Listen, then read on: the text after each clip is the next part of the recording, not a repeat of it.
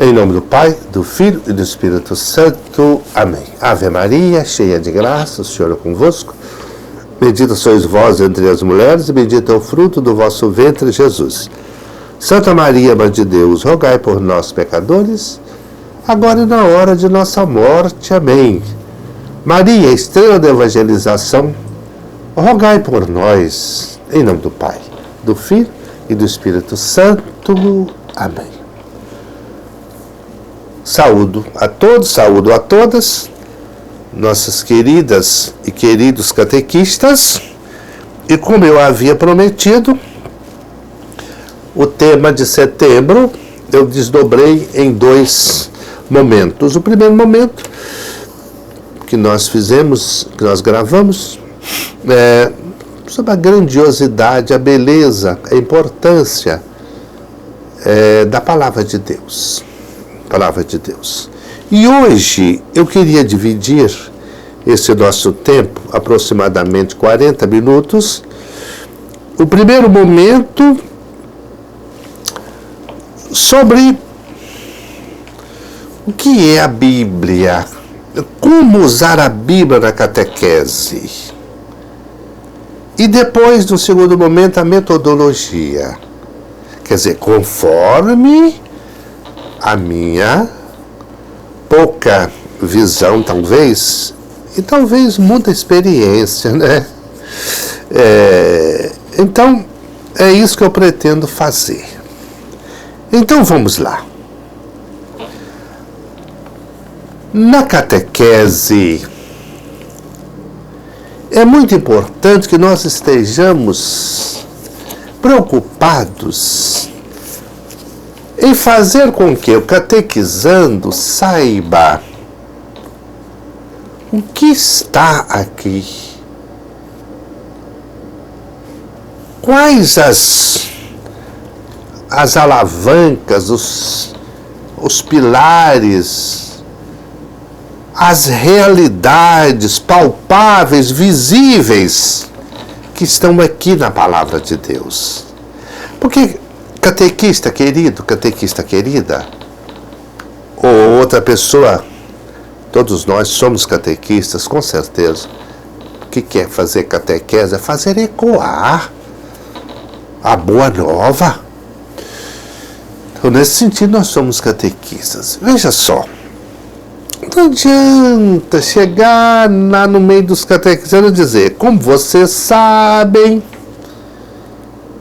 Maria foi a mãe de Jesus. Mas como você sabe? Você já sabe, então por que você vai ensinar? Já está sabendo? Evitar esse palavreado. Segundo, aquilo que é elementar na Bíblia. E tem muita gente boa que não sabe, viu? Muita gente boa que não sabe. Por exemplo, uma presença muito importante na Bíblia, os 5 primeiros livros da Bíblia, chamados Pentateuco. Por que Pentateuco? Porque Penta é 5, os 5 primeiros livros da Bíblia. Então, onde fala da criação do mundo, onde fala da estruturação do mundo, onde fala das realidades primeiras da nossa história.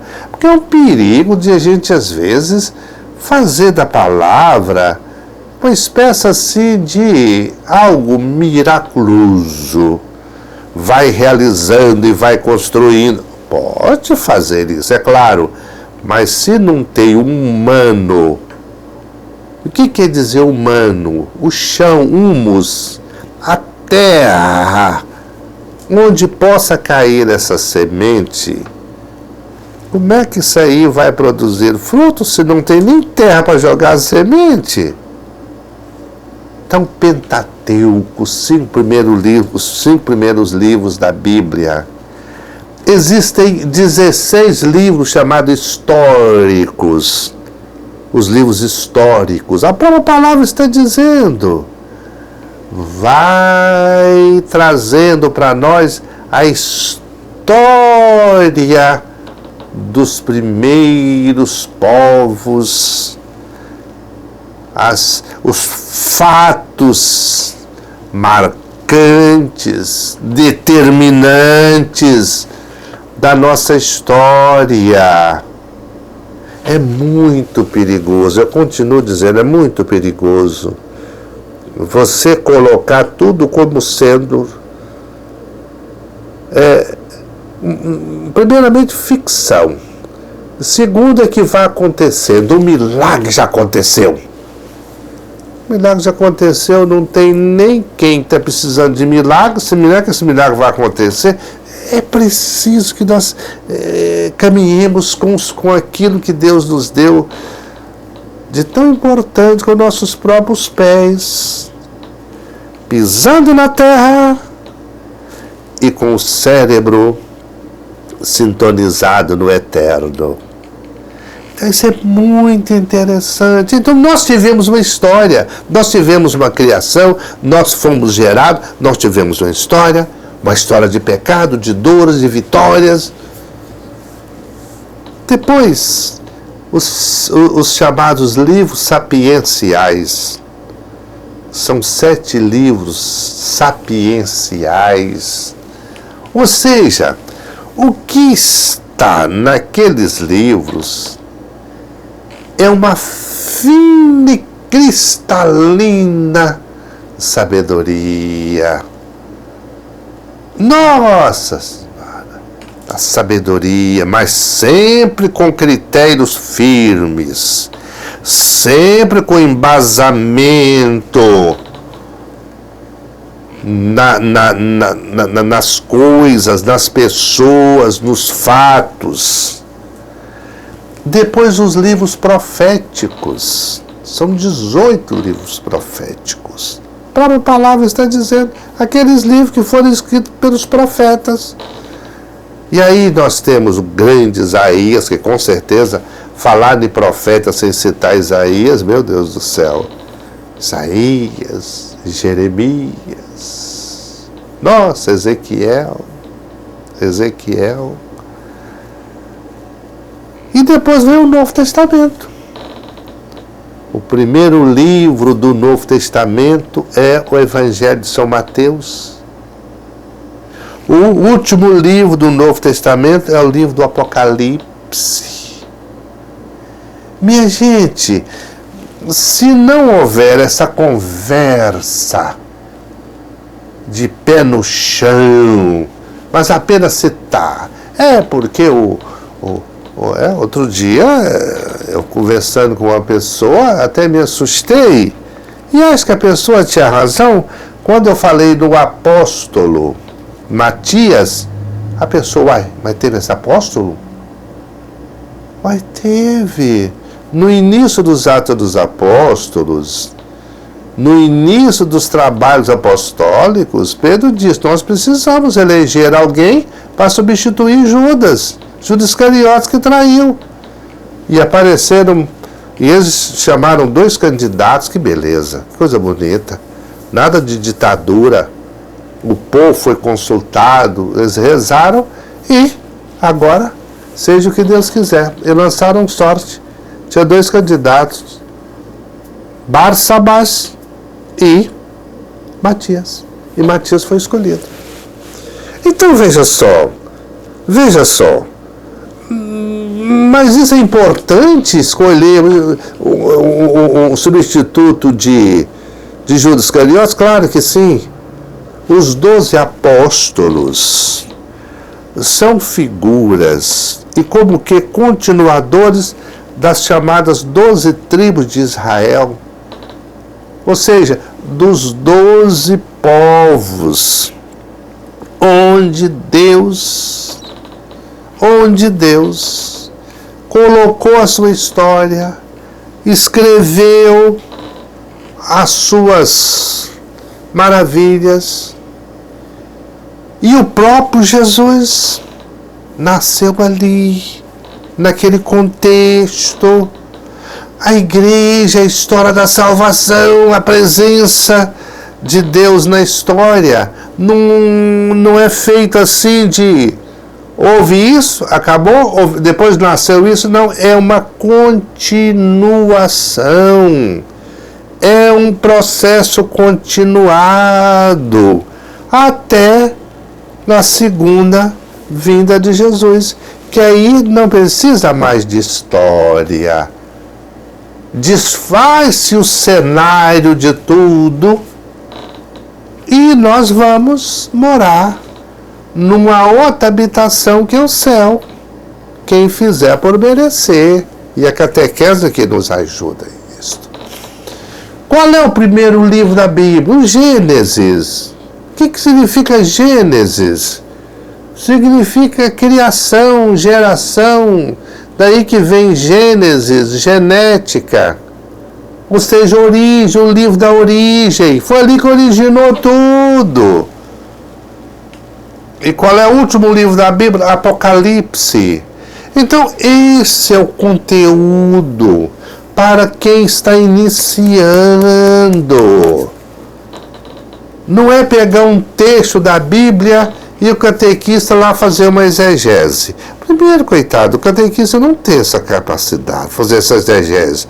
Porque aqui Jesus quis dizer isso. É mesmo? É mesmo? Pode ser que não, hein? Pode ser que não. Pode ser que não. Né? A parte simbólica de tudo, de todo o processo da pregação de Jesus, dos feitos de Jesus, olha, se você não entende aquilo ali, cuidado com as pregações, porque meus irmãos, vê aquilo ali, aí quando termina tudo, se você espremer não sobra nada. A Bíblia tem corpo, a Bíblia tem chão, a Bíblia tem história, a Bíblia tem pessoas, a Bíblia tem pecado. Não a Bíblia que peca, mas a mostragem dos pecados cometidos. A Bíblia tem esperança. Você encontra tudo ali, mas você tem que trabalhar com esses elementos, que sem eles fica muito difícil. A própria Bíblia, como foi que ela começou? Isaías foi lá e escreveu assim, não foi nada disso não. Então Baruco foi lá e escreveu, não, a Bíblia começou na palavra, os fatos narrados, um passava de geração, os pais contavam os filhos contavam, enfim, os avós contavam os netos, e vai por aí. Depois já estava já pronto para poder colocar isso no papel. Mas como é que escreveu o livro lá se não tinha papel? Como é que não... Mas, meu Deus do céu, mas não foi o papel. O papel foi depois. Mesmo porque naquele tempo nem tinha papel, meu Deus do céu. Foi da palavra, do verbo, a palavra. E essa palavra se encarnou e se tornou pessoa chamada Jesus de Nazaré. Vamos seguindo. Né? Por exemplo,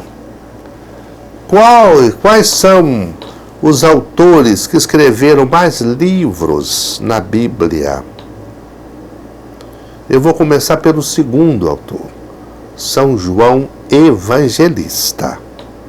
São João Evangelista. Tem 2 Joãos importantíssimos na Bíblia.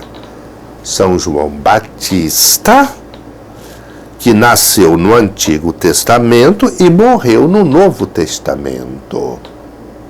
Porque esse João Batista, ele foi anunciado pelo profeta Isaías. E ele chegou e disse, eu sou a voz que clama no deserto, preparai o caminho do Senhor. E ele era filho de Isabel, que era parenta de Nossa Senhora. Então não vamos confundir com João Evangelista. Quem é João Evangelista? João Evangelista era pescador.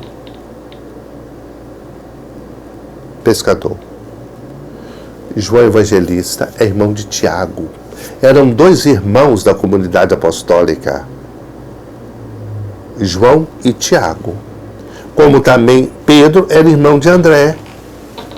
Na comunidade de 12 homens, 4 eram da mesma família. João, que era irmão de Tiago, e Pedro, que era irmão de André.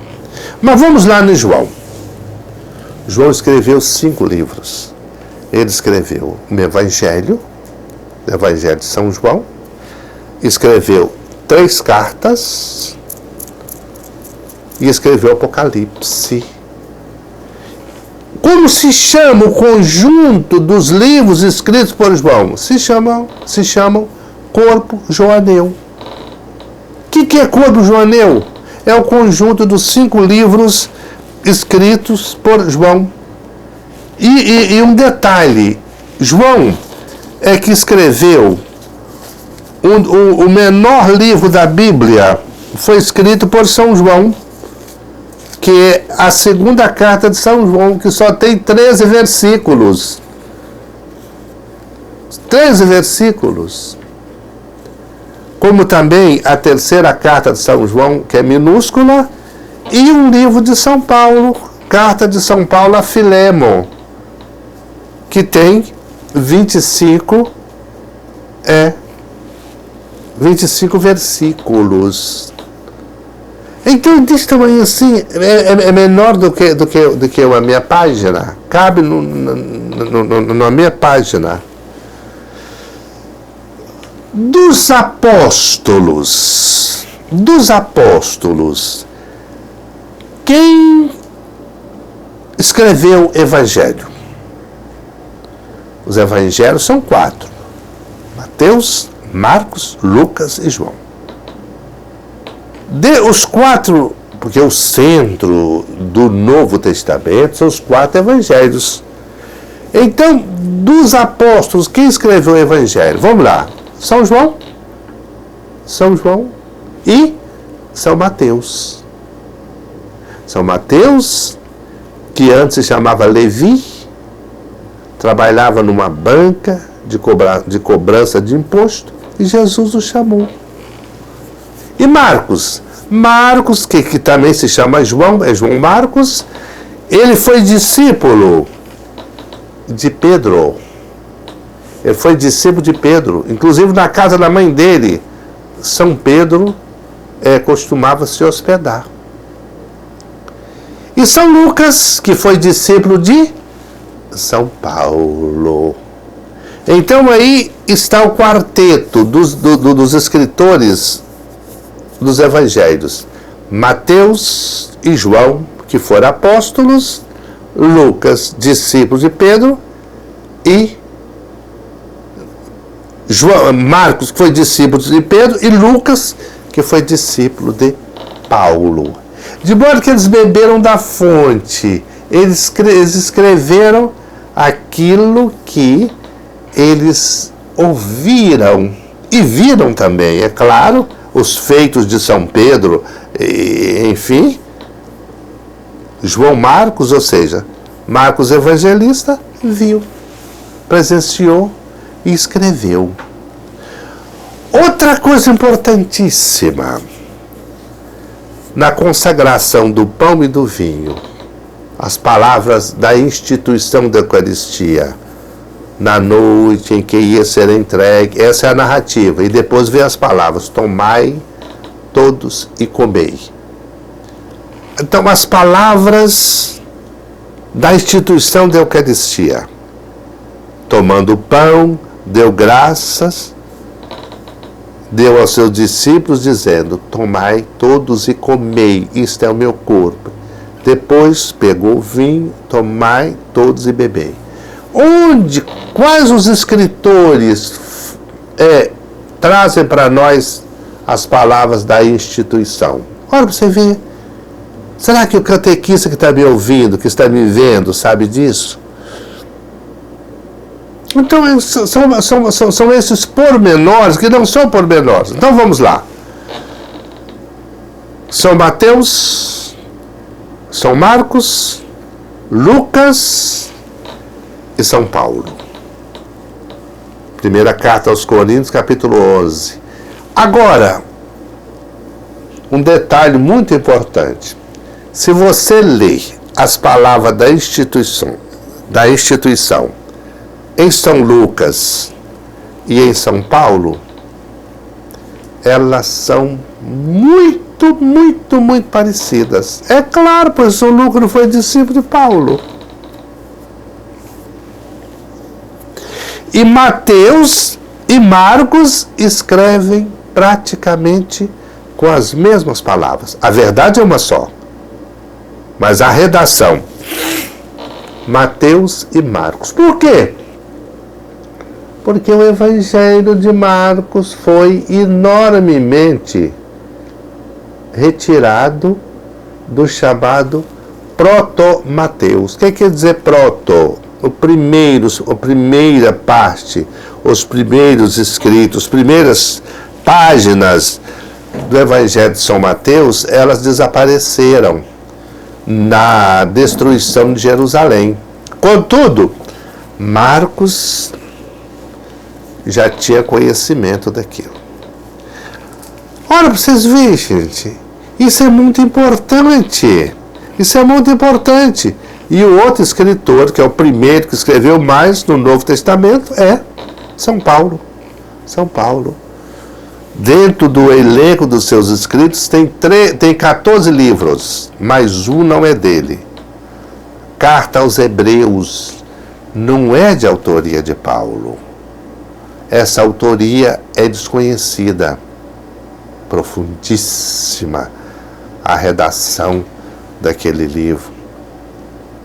Carta aos Hebreus. Então São Paulo é autor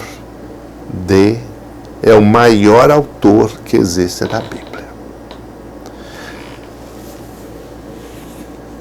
São Lucas escreveu 2 livros, o Evangelho e os Atos dos Apóstolos. Olha, a inspiração divina acontece já nos escritores. Lucas, com certeza, ele era o autor que devia escrever os Atos dos Apóstolos. Ele bebeu da fonte, como companheiro de São Paulo, evidentemente ali conhecendo Pedro, vivendo toda aquela realidade ali, meu Deus do céu. E outra coisa, esse homem era médico. A metodologia, a exposição de Paulo, meu Deus, mas olha, é de uma riqueza linguística. Estou falando a parte linguística, de escrita. Não de verdade, não. Todos escreveram palavras de vida eterna, porque é de inspiração divina. Mas então São Lucas escreveu o terceiro Evangelho e os Atos dos Apóstolos. Por que terceiro Evangelho? Porque Mateus é chamado o primeiro Evangelho, Marcos o segundo, Lucas o terceiro e o quarto Evangelho de São João.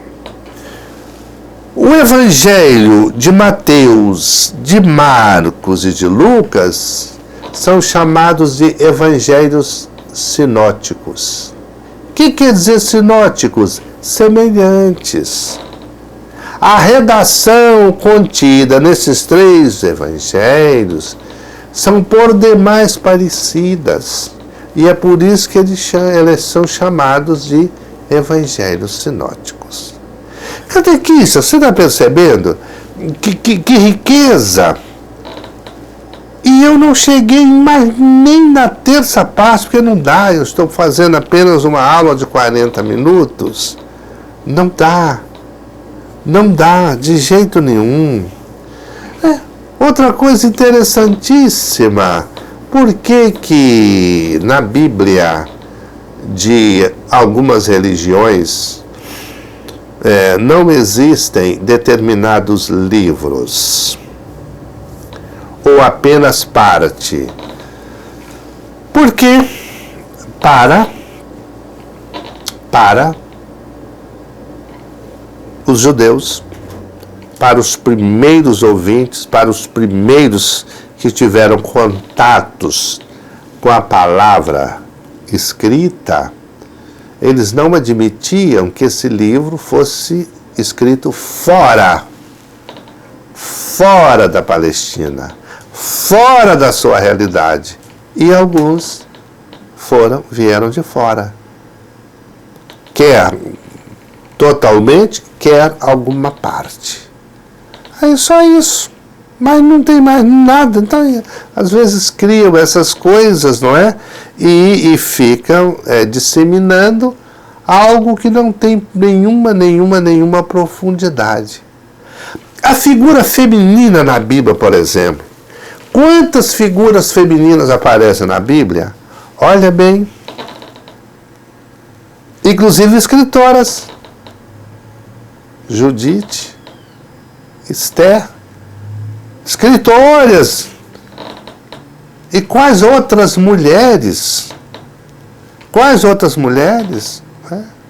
Já na origem aparece uma que é Eva. Aliás, é muito interessante colocar Eva e Maria. Uma é o contrário da outra. Uma colabora para a entrada do pecado.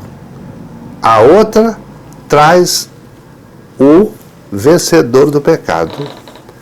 Eva ajuda a penetrar na história da humanidade a morte. Maria traz a vida. Jesus de Nazaré. Por isso que até no nome de Eva e no tratamento de Maria é o contrário. Eva e Maria é chamada ave cheia de graça. É só você ler o contrário que vai dar Eva. A ave é o contrário, forma a palavra Eva.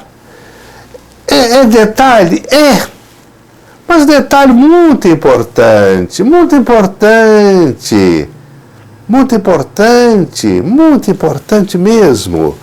E provavelmente eu prometi a dar a metodologia de apresentação desses conteúdos, desses ensinos, mas acho que não vai dar tempo. Mas eu vou tentar, pelo menos um. Celebrando e aprendendo a Bíblia. Vou dar um modelito só. Fazer entrar o livro da Bíblia em silêncio. Colocá-lo bem no centro do local do encontro. Silêncio. Talvez alguém vai lá, silenciosamente, abre também o livro, sem dizer nada. Gente, precisamos explorar a presença do silêncio, que anda muito sumidinho, sabe? Como os ruídos estão presentes. Um domingo à tarde aí, aqui, por aí, em algum lugar, meu Deus do céu, eu resido, não é tão pertinho da igreja não, mas estava uma gritaria, um som, mas uma coisa impressionante. Bom, eu fui até a porta da igreja para ver o que estava acontecendo. Misericórdia. E o pior de tudo, que Jesus, presente na Eucaristia, estava ali. Alguém com ele no lá e o pessoal naquela coisa alto. Por que isso, gente? Por que isso?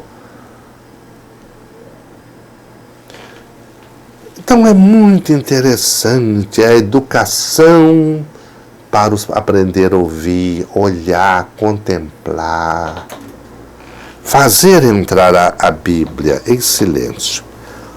Proclamar algum texto que proclamar algum texto em que se encontram gestos, símbolos ou atitudes utilizadas hoje na liturgia. Por exemplo,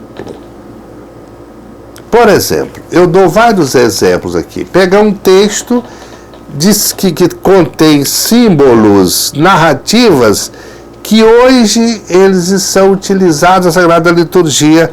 A descrição do dilúvio, por exemplo, água que mata o pecado, usado hoje no sacramento do batismo. O maná no deserto, Êxodo 16, que é o símbolo da Eucaristia. A samaritana apanhando água, João capítulo 4, água viva, o Espírito Santo. Jesus cura os 10 leprosos, a unção dos enfermos. Então, assim, interessante, gente, não dizer aquilo que eu já disse. O texto desencarnado continua apenas texto. A leitura feita sem carne, sem conteúdo, vai continuar sendo leitura.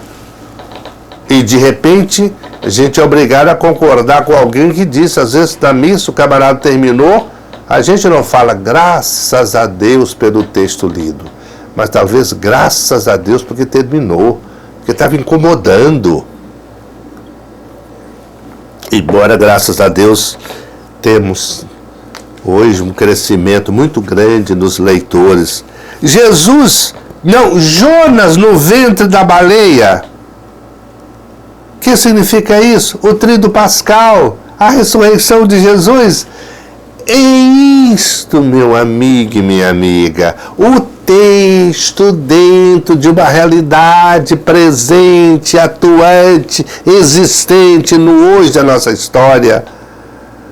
Mostrar que no contato com a Bíblia, através da leitura, estabelecemos com ela o gosto pela palavra, acontecendo o anúncio mantenedor do verdadeiro e autêntico sentido do simbólico na liturgia, porque senão as nossas celebrações não vão produzir nada.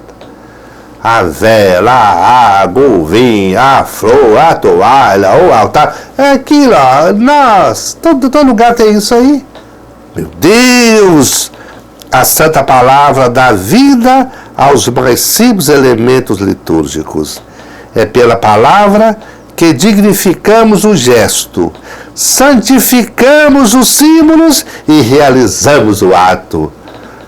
Sem a palavra, não há ação litúrgica. Eu estou tirando tudo isso aqui desse livro, Celebrando e Aprendendo na Catequese. Aliás, se você for na internet, for lá no Google, você vai encontrar esse livro lá. Esse livro está anunciado lá. Ou às vezes até basta colocar livro do Monsenhor Guedes, que você vai encontrar esses livros lá. Certamente tem algum valor, porque senão não estava lá no Google, não, sabe? Está lá, é curioso. Olha, infelizmente, viu, nosso tempo já vai chegando ao final, mas creio que eu tenha transmitido alguma coisa. Vocês podem se manifestar. Se quiser, eu continuarei aprofundando, dando outros métodos, dando outras logísticas para a apresentação da Santa Palavra de Deus. O que é corpo joaneu? Que são escritos paulinos? Quais os livros maiores da Bíblia? Quais são os menores em tamanho? Quais são? Quais os apóstolos que escreveram livros? Quais os apóstolos não escreveram livros? O que significa o livro do Gênesis? Quantos livros escreveu São Lucas? São Lucas era formado em que ciência? Para todos e para todas, desçam a bênção de Deus Todo-Poderoso, Pai, Filho e Espírito Santo. Amém. Fique com Deus.